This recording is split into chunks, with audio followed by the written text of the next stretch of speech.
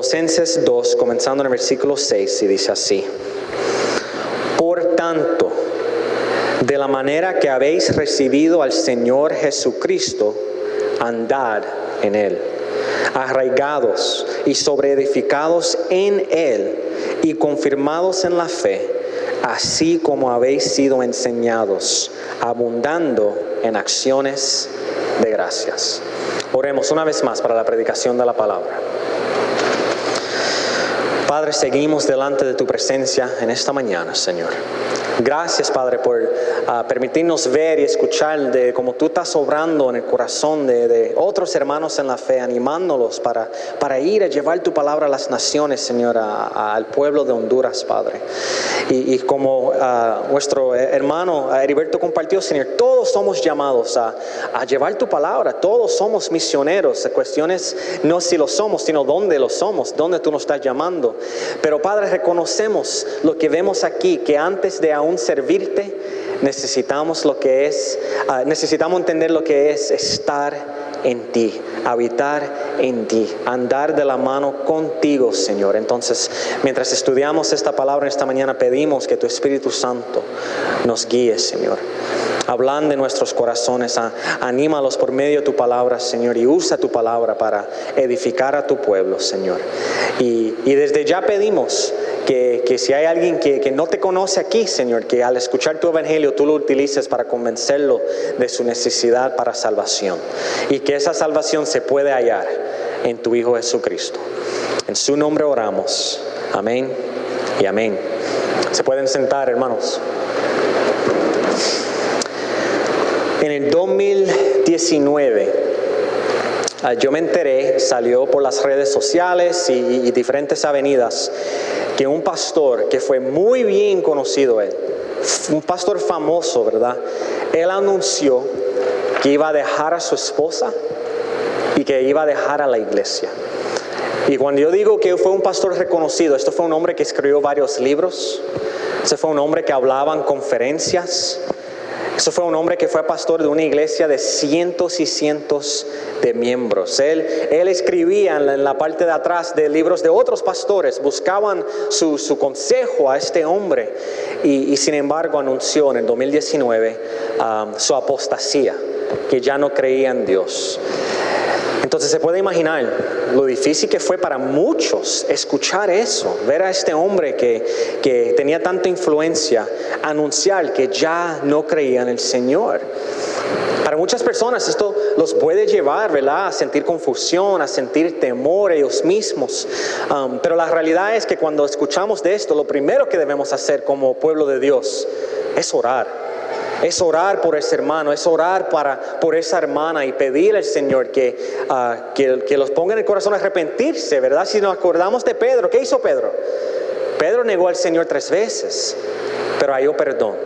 Se arrepintió y fue restaurado, el Señor lo restauró. Entonces, aún alguien diciendo estas cosas que ya no creen, el Señor lo puede perdonar, el Señor lo puede restaurar. Pero esta es la cosa. Creyentes o personas que profesaban ser cristianos, ¿verdad? Y después decir que ya no creen, eso no es nada nuevo. Eso es algo que ha sucedido desde el comienzo de la iglesia. Escuchen las palabras de Pablo a Timoteo, en 2 Timoteo capítulo 1 versículo 15. Ya sabes esto, que me abandonaron todos los que están en Asia, de los cuales son Figelo y Hermógenes. Y también en 2 Timoteo 4 versículos 9 y 10. Porque Demas me ha desamparado, amando este mundo, y se ha ido a Tesalónica. Entonces no sabemos, ¿verdad? La palabra no nos da detalles de por qué Figelo y Hermógenes y Demas abandonaron a la fe y abandonaron a la iglesia y se fueron. No sabemos, ¿verdad?, todos los detalles de por qué este pastor que les mencioné decidió de que ya no creía en el Señor. No lo sabemos porque estas personas se hicieron apóstatas. Pero cuando leemos esto en la palabra de Dios, o cuando escuchamos de esto en las redes sociales o en las noticias, nos acuerda de algo.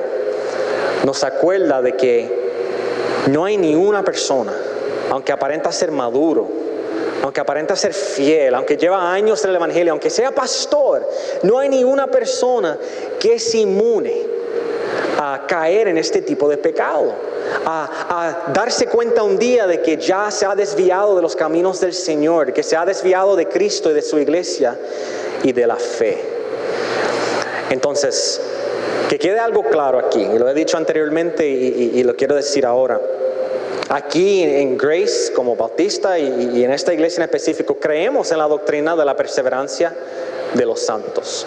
Y a mí me gusta llamarlo no tanto perseverancia de los santos, a mí me gusta hablar de esto como la preservación de los santos. ¿Por qué? Porque cuando estudiamos la palabra sobre la salvación de los individuos, de los cristianos, lo que vemos que el Señor a quien salva, Él lo va a preservar. A quien Dios salva, el Señor lo va a guardar y lo va a preservar. El Señor lo va a glorificar, como vemos en Romanos capítulo 8. Pero junto con esa verdad de que a la persona a quien Dios salva, Dios preserva, junto con esa verdad también vemos en la palabra que los que van a ser preservados, los que van a permanecer, también van a crecer, también van a dar fruto en su vida. Esos que son preservados por Cristo viven sus vidas luchando por obedecer al Señor, luchan por obedecer a su palabra. Y claro, van a caer, vamos a caer, caemos todos los días. Pero cuando caemos, nos arrepentimos y nos levantamos y seguimos adelante por fe y por la gracia de Dios.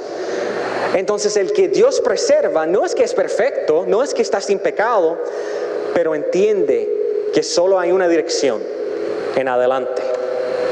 Hay una sola dirección: seguir adelante, seguir en obediencia con la gracia y la ayuda del Señor. Y en nuestro texto en esta mañana, aquí en Colosenses 2, 6 al 7, Pablo explica cómo cristianos deben vivir, cómo deben andar, caminar. ¿Para qué? Para que no sean tentados a alejarse del Señor, para que no sean tentados a ir detrás de falsas doctrinas y falsas enseñanzas que hay en el mundo. Hay muchos en el mundo. Y hermanos, déjame decirle, este pasaje es un pasaje muy clave en toda la Biblia. Cuando consideramos cómo uno debe andar en la fe, este pasaje nos da mucha instrucción. Y también es un pasaje clave en el libro de Colosenses. Libro que yo leí en esta semana estudiando para este sermón, todos dijeron lo mismo. Estos escolares y teólogos, todos hicieron el mismo comentario. Estos dos versículos funcionan como ancla para la carta entera de Colosenses. Y por eso yo creo que es un buen sitio para detenernos, porque en estos dos versículos suceden muchas cosas. Aquí vemos como Pablo resume todo lo que él ha dicho hasta ahora. Todo lo que hemos leído en el capítulo 1 hasta el 2:5, Él lo resume en estos versículos.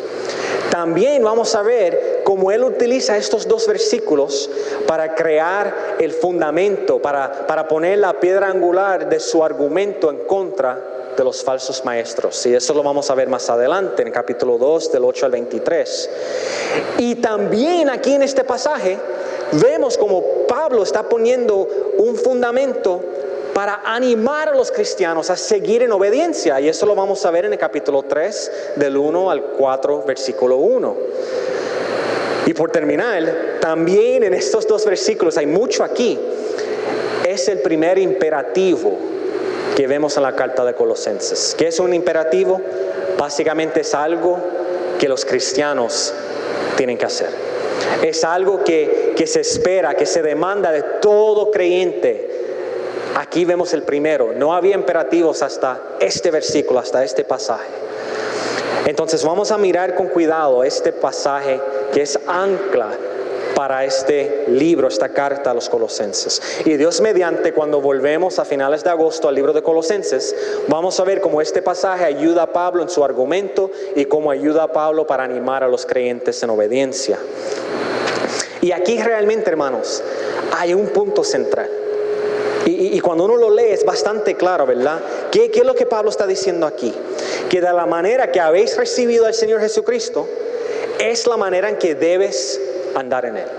Como lo recibiste, así debes andar en Él. Lo vemos en el versículo 6. Y en el versículo 7, Él usa diferentes imágenes, diferentes metáforas para comunicar lo que significa andar en Cristo. Ahora está la pregunta.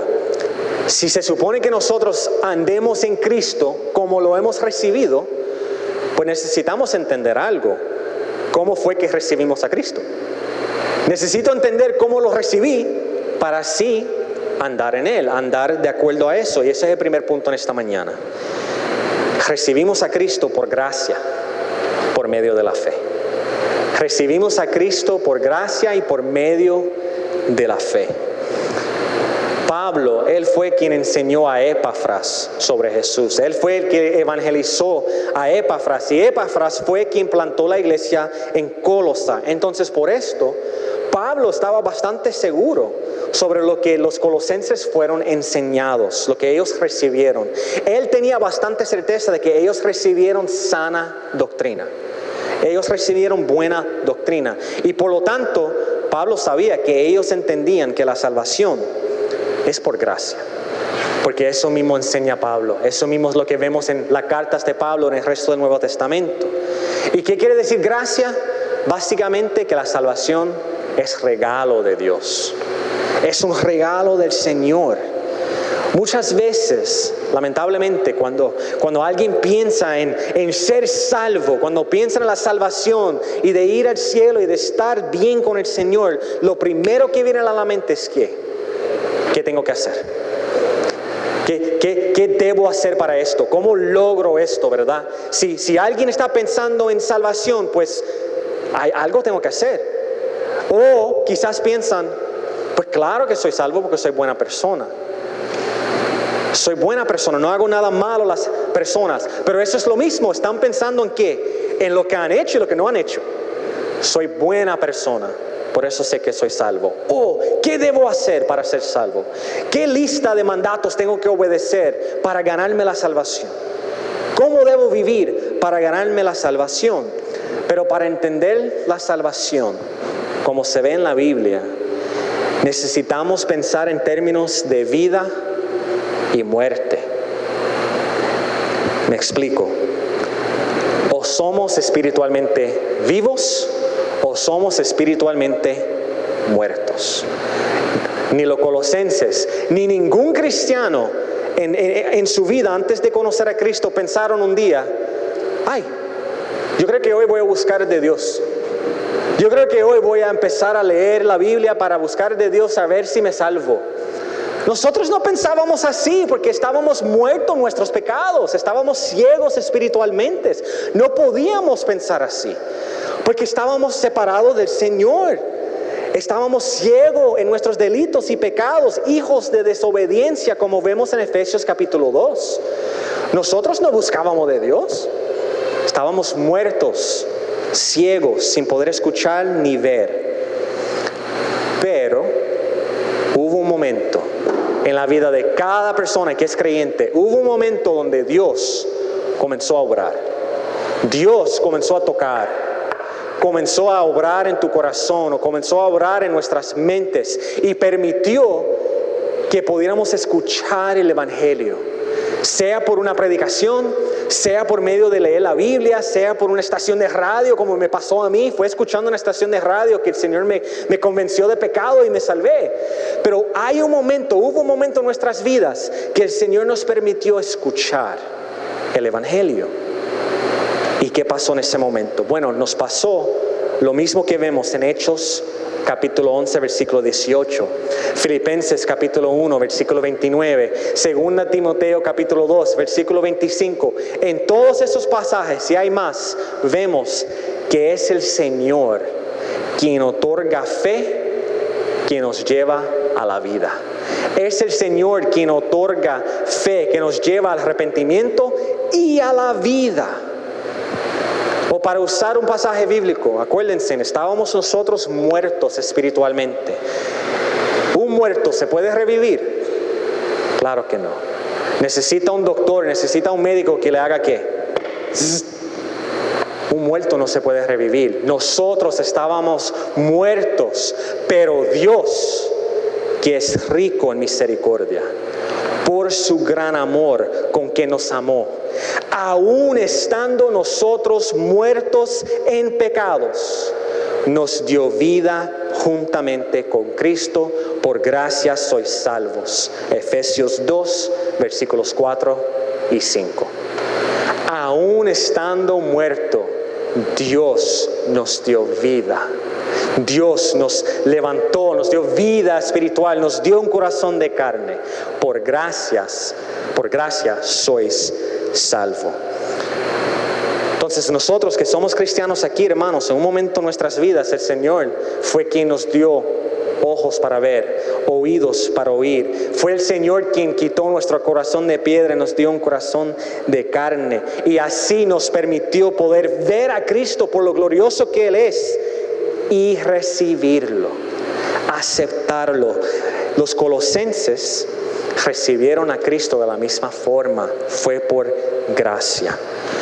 No fue porque se lo merecían, porque se lo ganaron. No, ellos pudieron recibir a Cristo porque Dios es rico en misericordia. Y nosotros que conocemos a Cristo es por lo mismo, porque Dios es rico en misericordia. Por fe en Jesús y por la gracia de Dios, Él nos dio vida juntamente con Cristo. Gloria a Dios. Gloria a Dios. La salvación es por gracia, si es que recibimos a Cristo.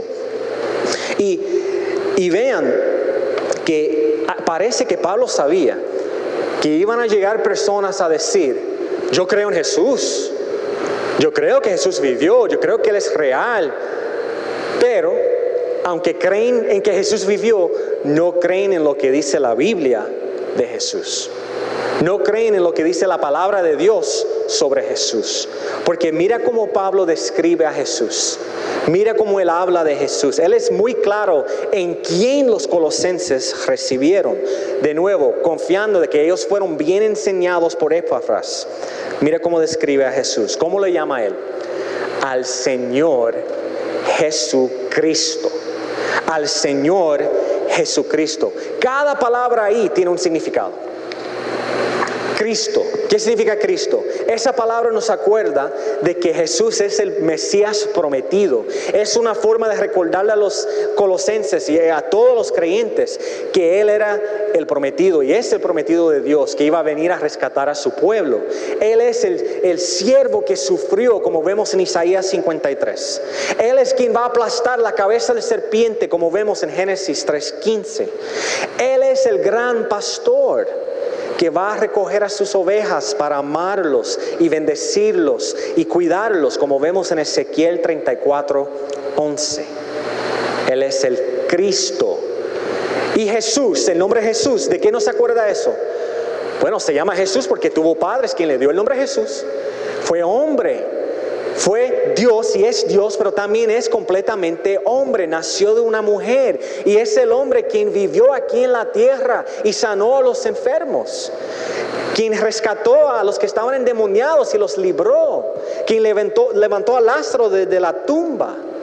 Es ese Jesús a quienes ellos recibieron. Y también, ¿qué otra palabra vemos aquí? Que Él es Señor. Cristo no simplemente fue un maestro, no es alguien a quien debemos tratar de imitar su ejemplo, no, Él es Señor. Él es la imagen del Dios invisible. Él es para quien todas las cosas fueron creadas. Él es el agente por medio de por la cual la creación se hizo material, se creó. Él es el Señor quien sostiene la creación. Hemos visto todo esto ya en el libro de Colosenses. Mira cómo aquí en este espacio tan pequeño Pablo le está recordando a ellos todo lo que ha dicho. Es por medio de Cristo, el Señor, que todas las cosas serán reconciliadas. Por medio de todo el universo. Y no solamente es Señor de la creación, es Señor también de ¿qué? De la iglesia. Él es cabeza de la iglesia. La iglesia no pertenece ni al pastor, ni a los diáconos, ni a los miembros. ¿A quién le pertenece la iglesia? A Cristo. Es de Él. Y por eso podemos descansar en que Él edificará a su iglesia. Por eso podemos descansar que el Señor puede rescatar a cualquier iglesia, hermanos, porque no depende de nosotros, depende de la cabeza, depende del Señor Jesús. No es Señor solamente de la creación, es Señor también de la iglesia, de todo lo que es espiritual. Ese es el Jesús a quienes ellos recibieron.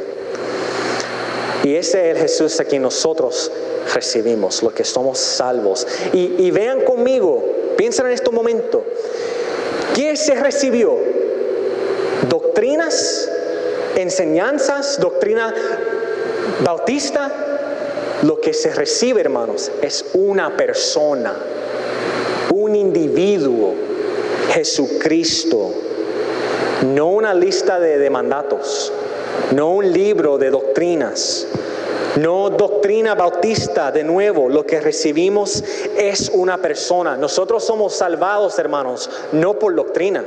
Somos salvados por un Salvador, por un hombre que es el Hijo de Dios, la segunda persona de la Trinidad, quien vino a entregar su vida por nosotros. Esto es importante porque el Evangelio no es sobre lo que nosotros hacemos para salvarnos. El Evangelio son buenas noticias de lo que hizo alguien por nosotros. ¿Y quién es ese alguien?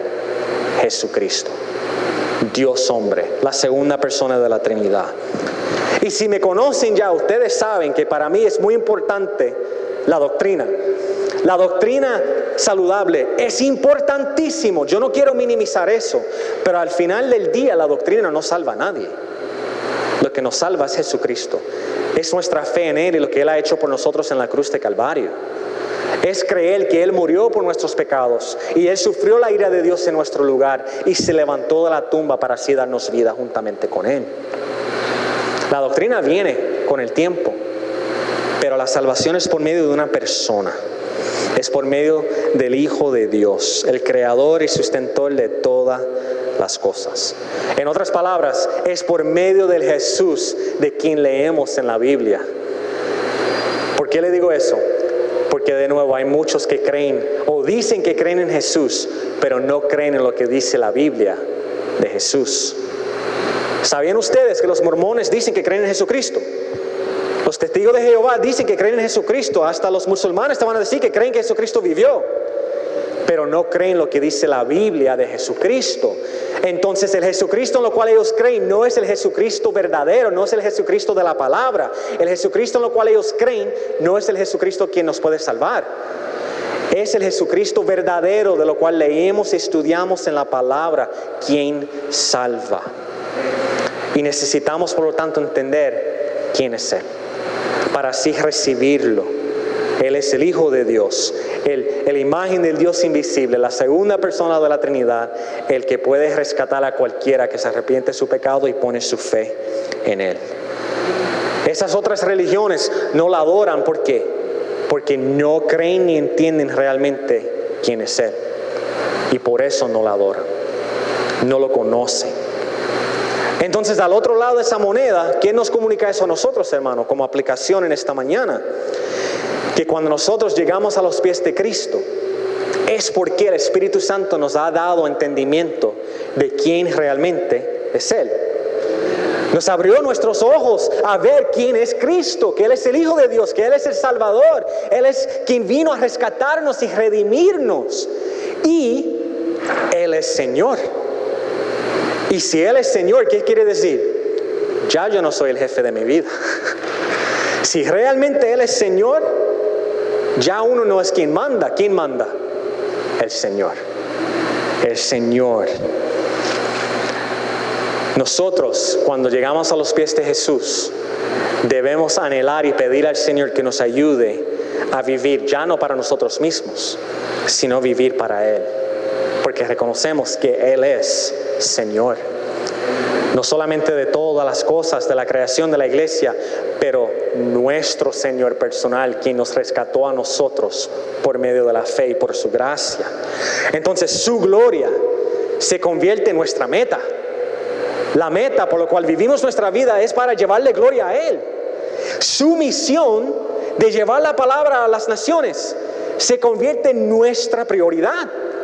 ¿Por qué? Porque es su misión y Él es el Señor y Él tiene el derecho para decirnos cómo debemos vivir. Su gloria se convierte en nuestra meta y su misión se convierte en nuestra prioridad.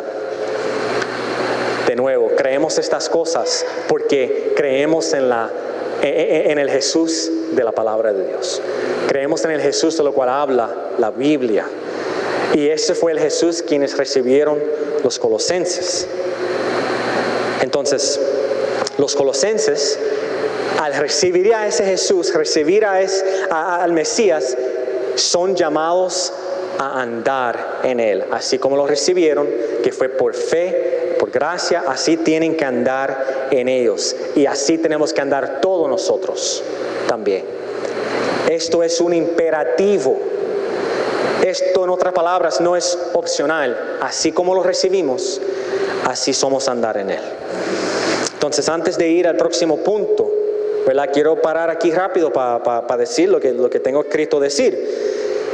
Si estás esperando ser salvo, si estás esperando estar delante de la presencia de Dios porque tú crees que eres buena persona, o porque eres miembro de una iglesia, o porque tú crees o fuiste enseñado que todos los caminos conducen al Señor. Eso lo estamos escuchando más y más y más. Todos los caminos van al mismo sitio. Todos terminan en el mismo Dios. Si tú crees que eres salvo por eso, o porque quizás tuviste una experiencia con el Señor, lo que sea, si tu salvación está en esas cosas, escúchame decirte hoy, la palabra no enseña eso. Eso no es lo que Dios nos ha dicho. Eso no es lo que Dios nos ha demostrado. Estamos estudiando Hechos los miércoles y los viernes, y este miércoles que pasó vimos el capítulo 4, versículo 12. Y en ningún otro hay salvación, porque no hay otro nombre bajo el cielo dado a los hombres en que podamos ser salvos. Hay que recibir a alguien en específico, y ese alguien es Jesucristo. No hay salvación en ningún otro. Entonces, si me estás escuchando y tú sabes en lo profundo de tu ser que tu esperanza de salvación está en tu obediencia, está en tu capacidad de obedecer, o está en el hecho de que fuiste bautizado hace 1000 años o lo que sea, pues hermano, escúchame hoy. Pon tu fe en Cristo y en lo que Él hizo por ti, nada más. Recíbelo a Él. Si esto te está tocando el corazón, puede ser porque es Dios mismo ahora mismo usando su palabra para convencerte y para hacerte ver tu necesidad de Él. No luches. No luches. Dale gracias a Dios que Él quiere abrir tus ojos y ve a Cristo por lo que Él es, Señor y Salvador. Arrepiente de tus pecados y pon tu fe en Él.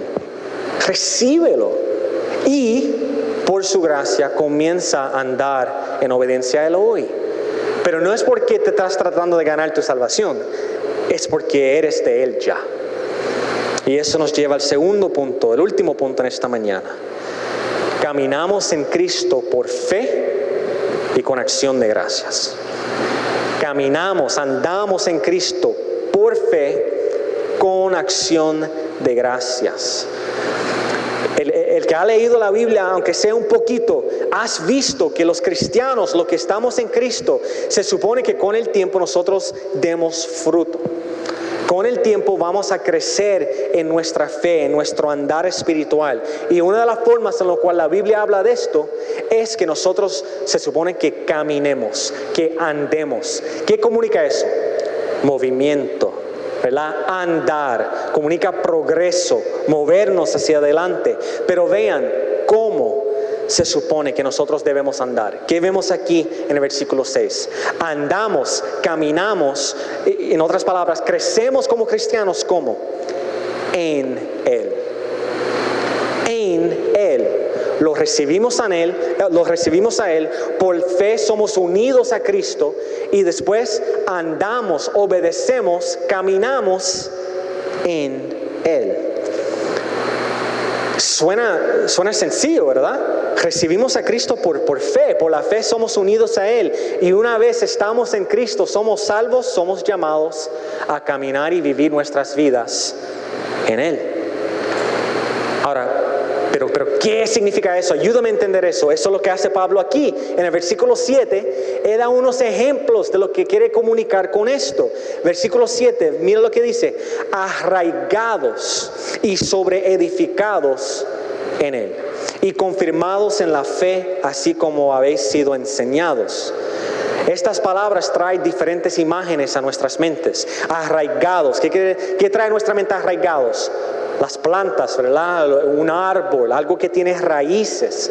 Por eso comenzamos con Salmo 1, porque en el Salmo capítulo 1 vemos una imagen de un árbol donde sus raíces están cerca de aguas corrientes.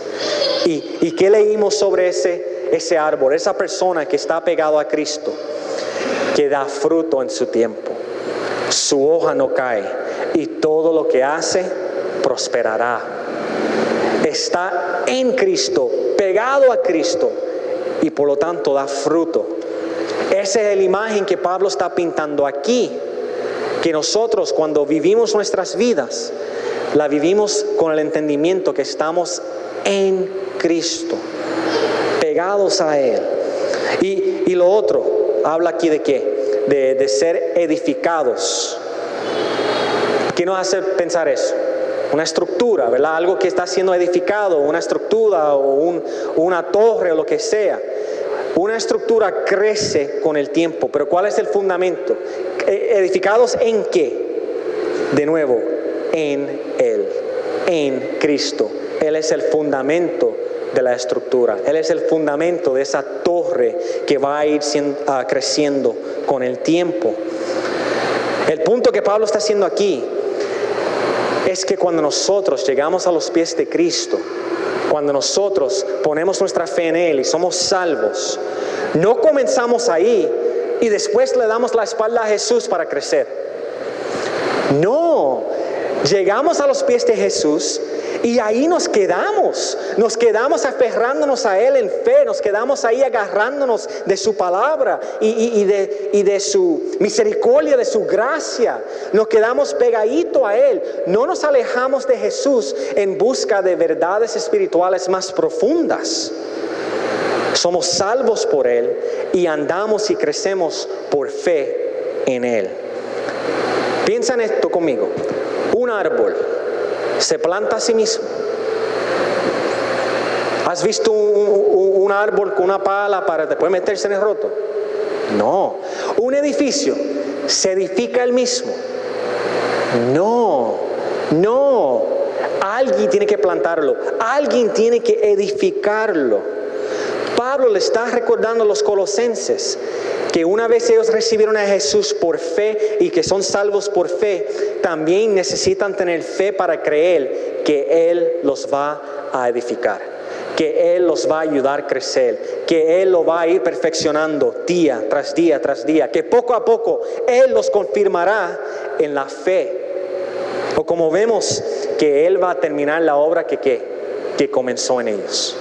Así como crees en Él por fe para salvarte, para salvarnos, creemos por fe que Él nos va a edificar, que Él nos va a ayudar a crecer. En el lenguaje original, el griego, no lo vemos cuando leemos en español, pero esas palabras se escribieron en lo que se llama el tenso pasivo, para comunicar esto mismo, de que cuando uno es arraigado, cuando uno es establecido y confirmado en la fe, cuando uno es edificado, uno no lo hace uno mismo. Es el Señor quien hace ese trabajo en nosotros, por medio de la fe en Cristo, por su gracia, por su amor, porque nos ama tanto que no nos deja donde nos encuentra, sino que nos ayuda a seguir creciendo y madurando y creciendo en fe y todo lo demás que conlleva la santificación. El Señor promete santificarnos, nos salva y nos hace más como su Hijo Jesucristo. Entonces, alejarnos de la iglesia, alguien que se aleja de la Biblia y de Cristo porque quieren crecer más, eso es una contradicción. Pero hermanos, pasa a menudo. Muchas personas se van de la iglesia porque van en busca de realidades espirituales más grandes. O escuchan enseñanzas que pintan a Jesús y a la Biblia como si fuera el aperitivo. y hay que ir a, tú sabes, la comida fuerte. No, Él es la raíz. Él es el fundamento. ¿Qué pasa cuando tú cortas una flor de la planta? Cuando tú lo separas de la raíz, se muere. Crecemos, maduramos, andamos, vivimos en Cristo por medio de la fe en Él. Entonces yo estoy diciendo, ¿verdad?, que Él promete madurarnos, Él promete edificarnos y hacernos crecer. Por lo tanto, eso quiere decir que nosotros no hacemos nada. No tenemos nada que ver con nuestro crecimiento espiritual. No, tampoco podemos llevarlo al otro extremo. Una vez llegamos a los pies de Cristo, hay trabajo que hacer. Él nos ha dado una misión, ¿verdad? Nos llama a vivir para su gloria. Entonces, ¿cómo se ve esto? Cada día de nuestras vidas, ya una vez conocemos a Jesús, nuestra meta debe ser vivir para su gloria. Glorificarlo en todo. Cada día, hermanos, los que son cristianos aquí, cada día, cientos de veces al día, tienes que tomar una decisión. Yo me incluyo, tenemos que tomar una decisión, ¿verdad? Decidimos cómo vamos a responder cuando alguien nos habla. Decidimos cómo vamos a hablar. ¿Vamos a hablar en amor o vamos a hablar fuerte? Decidimos cómo vamos a utilizar nuestro dinero, cómo vamos a pensar, cómo vamos a usar nuestro tiempo libre. Y podemos seguir. Tomamos decisiones cientos de veces al día. Y en cada decisión que tomamos, nuestra meta debe ser: ¿cómo puedo honrar a Cristo en este momento? Porque Él es Señor de mi vida. Él es el que manda. ¿Cómo yo puedo demostrar mi amor a Cristo? ¿Cómo puedo demostrar mi amor y honrarlo a Él? Pues lo demostramos por medio de nuestra fe en Él. ¿Ok? ¿Cómo demostramos nuestra fe en Él día tras día tras día? Hermanos, demostramos nuestra fe en el Señor en confiar de que Él sabe lo que es mejor para nosotros. Y en confiar en que lo que dice su palabra es lo mejor para nosotros. En cada momento tenemos la decisión de decidir confiar y creer la palabra de Dios y obedecerla. O hacer ¿qué? No creer la palabra, no confiar en el Señor y hacer lo que entendemos nosotros que es mejor. Pero cuando nosotros decidimos confiar en el Señor, cuando decidimos creer en su palabra para así obedecer a su palabra, ahí estamos demostrando nuestra fe, ahí estamos demostrando nuestro amor y nuestra confianza en Él. Y cada día nos toca pedir al Señor que nos ayude por medio de su Espíritu Santo a seguir creciendo en nuestra fe y confianza en Él. ¿Confiamos en Él para salvarnos? Vamos a confiar en su palabra y en su Espíritu Santo para también guiarnos día tras día tras día.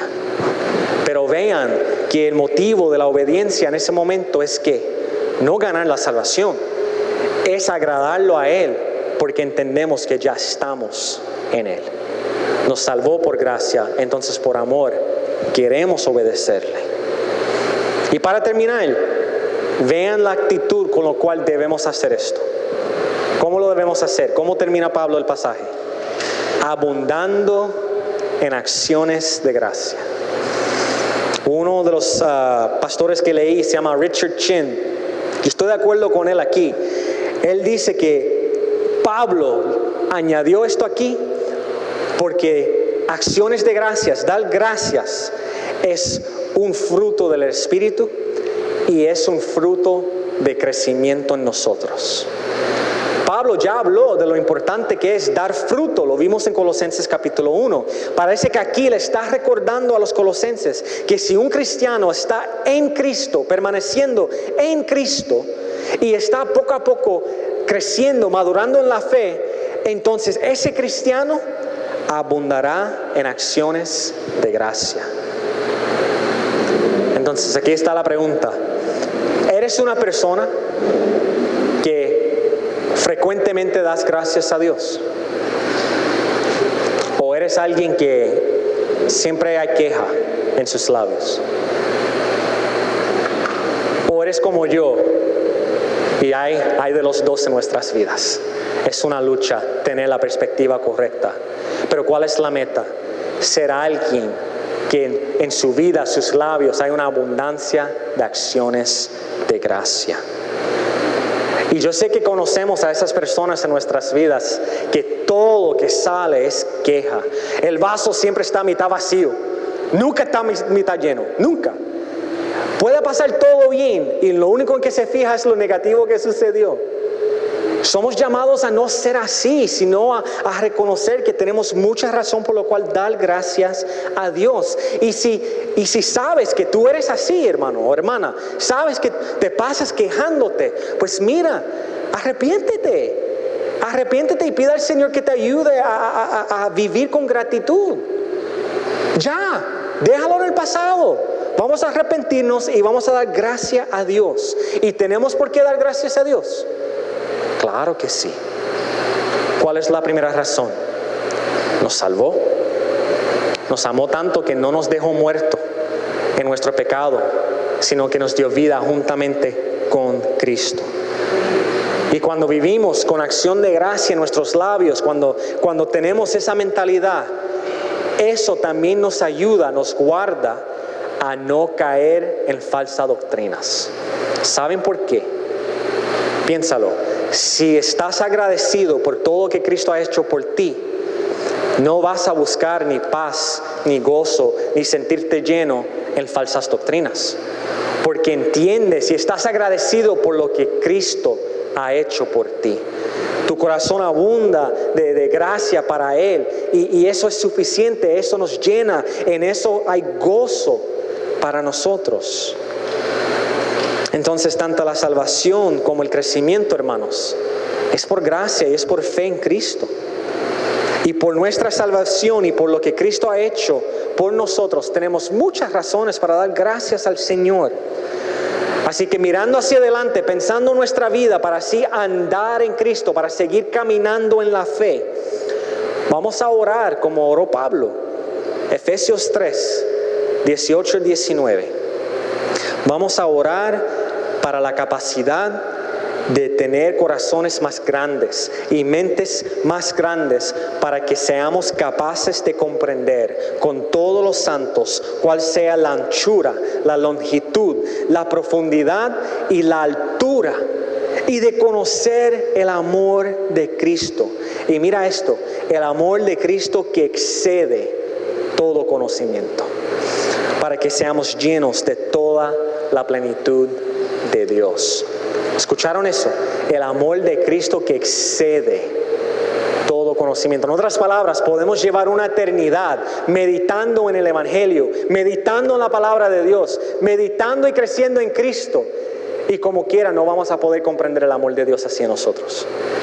¿Por qué perder tiempo yendo detrás de falsas doctrinas cuando en toda una eternidad no vamos a poder entender todo lo que Dios ha hecho por nosotros? Entonces vamos a orar que el Señor nos ayude, que nos dé la gracia para no solamente recibir a Cristo y entender que estamos en Él, sino a vivir nuestra vida por fe en Él, a ser arraigados en Él. Amén.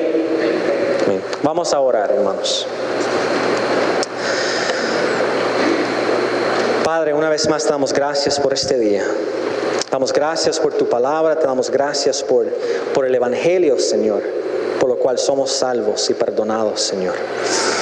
Pedimos, Padre, que utilices a tu Evangelio para convencernos de pecado y a recordarnos, Señor, que nuestra obediencia es por fe en Cristo, es por fe en lo que dice tu palabra, Señor. Es creyendo que tú eres Señor de nuestras vidas y a nosotros nos toca tener el privilegio de vivir para tu gloria, Señor. Ayúdanos, Espíritu Santo, porque reconocemos nuestra debilidad. Reconocemos nuestra incapacidad de mantenernos apegados a ti, Señor. Pero bendito eres que tú nunca nos sueltas, Padre. Recuérdanos de eso, Señor. Tú prometes edificarnos y sostenernos. Y por eso siempre te daremos gloria y honra. Pedimos esto en el nombre de Jesús. Amén.